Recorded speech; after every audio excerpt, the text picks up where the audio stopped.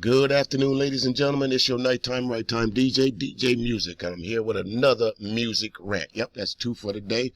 I tell you what, folks, I have so many of these videos in my timeline and in my DMs that I have to start addressing them.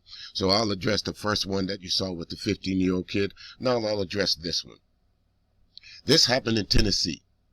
I do believe, if I'm not mistaken, sometime in May, 5th month. January, February, March, April, May, the 5th month. Here it is. We are in July. So when you see this footage, I must tell you, it is quite graphic.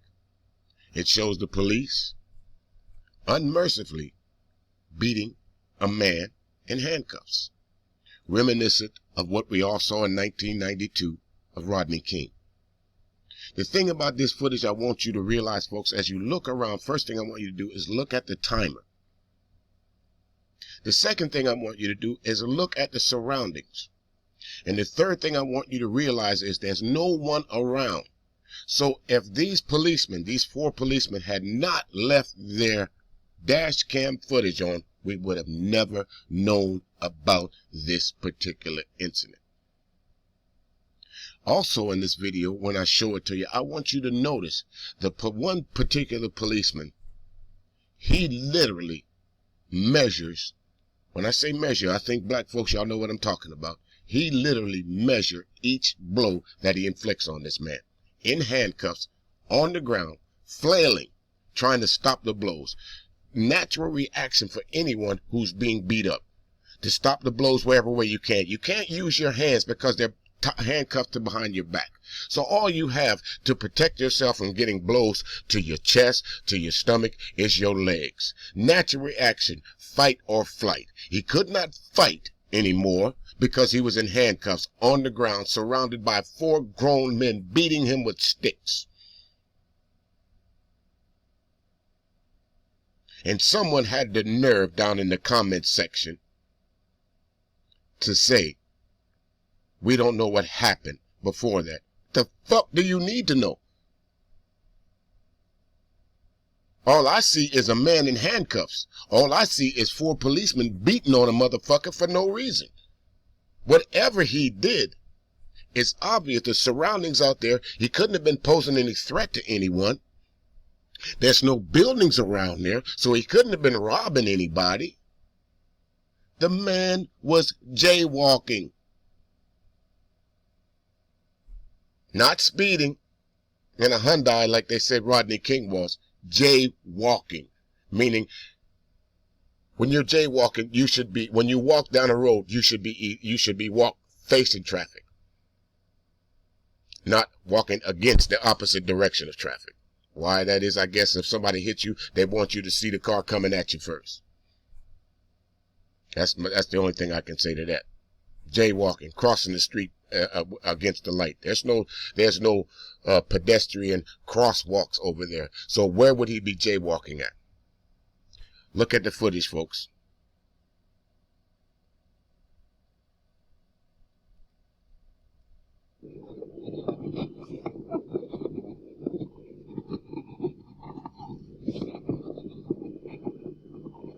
Start calling Philly.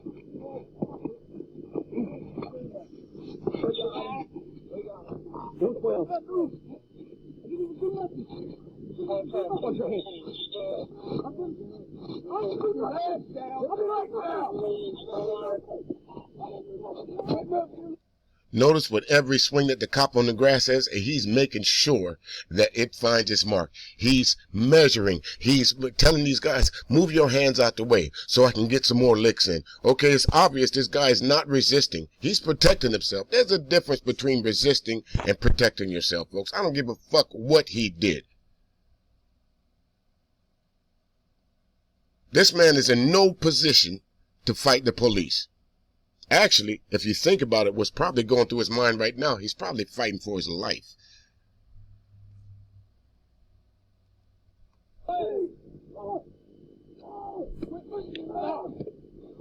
Put your legs down. Put your legs down. Put your legs straight out. Down. Put it down. Put it down straight. Stop. You hear the man screaming. He's so disoriented that when the man tells him to put his legs straight out, he straightens them up in the air like he's throwing his hands up. But yet and still, more blows are being delivered to him. As a matter of fact, folks, I want you to go back and I want you to watch this video in its entirety one more time.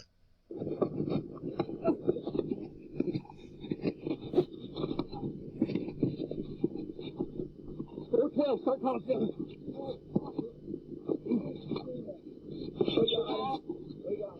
412. I didn't even do nothing.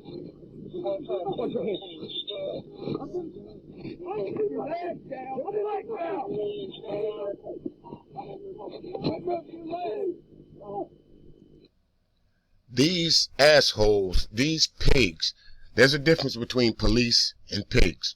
You know, someone came up to me one day doing while I was out talking with someone, and we were talking about these very same incidents. And he said to me, well, you know, the police have a tough job. Yeah, they do. But so do firemen. So do electricians. So do window washers. That don't give them the right to beat somebody in handcuffs. The police are there to protect and serve. The only thing they look like they're serving up is more blows. You hear the man screaming, please stop, what did I do? When did the police decide that was enough? Okay, you saw that the time footage over there. Let's go back and see when the timer started. This is a 45-second video. Okay, so at what? 10, 14, and 29 seconds.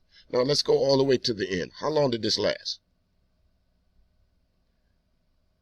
That's over a minute of somebody beating on you. Constantly. 4 different angles of somebody beating you. I'm imagining at this point in time he's thinking, you know what, these folks are going to kill me. There's nobody around, folks. Look at the area. There's nobody around. There's no houses around. Well, maybe there's a house right there, but it's definitely not in the street. You can see that's somebody's yard. But this is a highway. Damn, listen, folks, if the man committed a crime, arrest him. This isn't called for. And anybody who says it is, I'd like you to switch places with Mr. Harrington. See how long you'd last. Again, folks, if it had not been for one of these stupid pigs, one of these corrupt cops, and they say, well, you know, you guys have no reason to fear. All police aren't bad. Well, which one ain't bad? You can't tell Mr. Harrington that's on the ground. You can't tell him that of the 4 policemen that show up, one of them is good in that bunch. You can't tell him that. You can't tell George Floyd that the policeman that accosted him didn't take his life from him. You can't convince that man or his family, for that matter, because George Floyd is dead. You can't convince Tamir Rice. You can't convince Philando Castile. You can't convince Terrence Kushner. You can't convince Alton Sterling. You can't convince Walter Scott that they're good police. Because when they ran into the police, they lost their lives. So me, as a black man that's up walking around, when I see the police, what do you think I'm going to do? Uh-oh. Would this be my last day on earth? Do I have my cell phone on ready set to record just in case? Or should I drive to an area to where I feel more safe at and run the risk of the police shooting me from the back window? That's the choices we have as black Americans.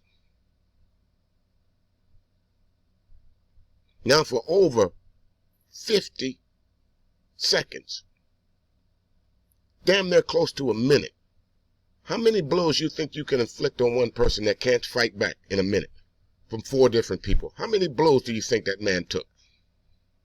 How much recovery time do you think he'll need? Watch it again.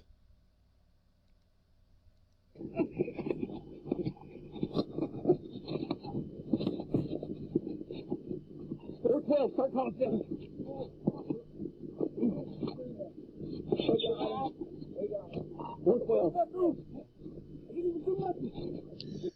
You hear him, sis? We got him. Look at these 4 policemen. Isn't that reminiscent of what we saw on the freeway of Rodney King? Where you at, black folks?